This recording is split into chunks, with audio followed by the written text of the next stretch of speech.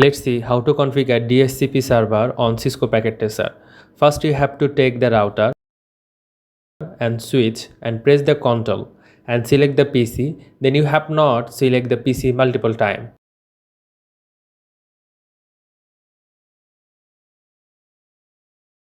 Then type the enable and go to the configuration mode and IP addresses.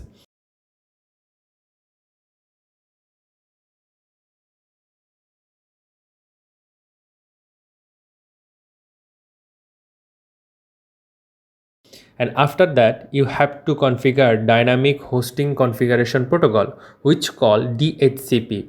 First, create a pool and give a name and give your network where you want to configure the DHCP and give the default ID and gateway and add the DNS server. After that, your all device automatically get the IP addresses. You do not need to add IP addresses multiple times.